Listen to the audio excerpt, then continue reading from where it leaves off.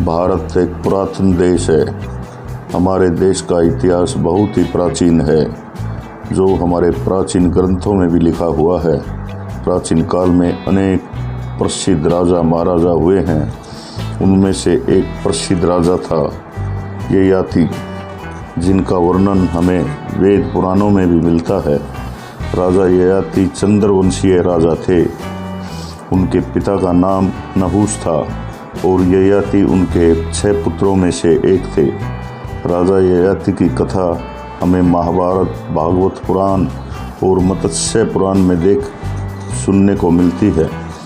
ययाति के बड़े भाई यति को पहले राज्य दिया गया था, परंतु उन्होंने राज्य को ठुकरा कर वह तपस्वी बन गए।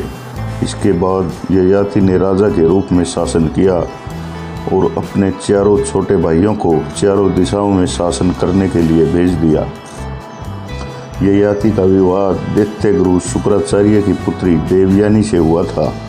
विवाह के बाद शर्त के तहत दैत्यों की राजकुमारी शर्मिष्ठा भी देवयानी के साथ दासी के रूप में यहाँ आई थी।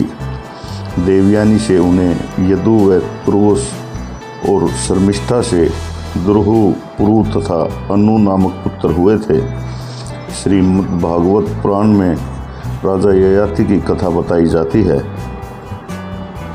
महाभारत काल में राजा ययाति का विवाह दैत्य गुरु शुक्राचार्य की बेटी देवयानी से हुआ था। साथ में दासी बनकर राजकुमारी शर्मिष्ठा भी आई थी। विवाह से पहले शुक्राचार्य ने ययाति से वचन लिया था कि वह कभी भी देवयानी के अलावा किसी और स्त्री से संबंध नहीं रखेगा। ययाति ने शुक्राचार्य का वह वचन मान लिया था। विवाह के कुछ समय बाद देवयानी गर्भवती हो गई।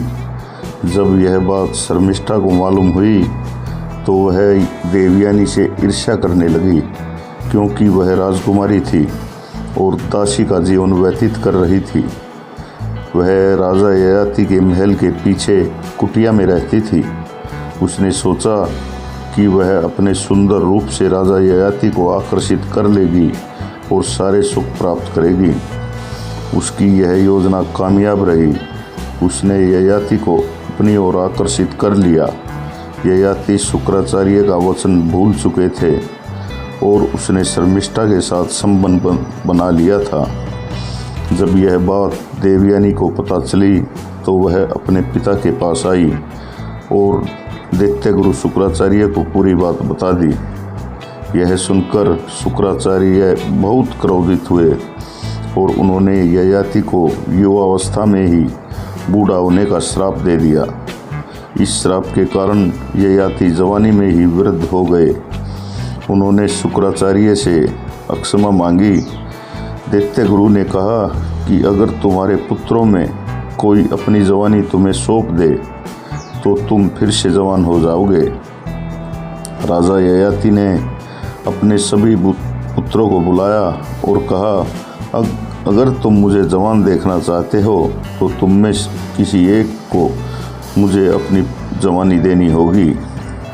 राजा ययाति के 5 पुत्रों में से सबसे छोटे पुत्र पुरु को छोड़कर सभी मना कर देते हैं। पुरु अपनी जवानी अपने पिता को दे देता है और ययाति फिर से जवान हो जाते हैं और पुरु बूढ़ा हो जाता है। राजा ययाति हजारों वर्षों तक इंद्रियों का सुख भोगते हैं और इस तरह वे अनुभव करते हैं कि ये कामुकता दुनिया का सारा भोजन, धन और महिलाएं आदमी की वासना को कभी शांत नहीं कर सकते। अतः मनुष्य को स्वयं ही चाहिए कि वो अपने शरीर और मन आत्मा को शांत रखे, क्योंकि इंद्रिय सुखों की लालसा कभी शांत नहीं होती।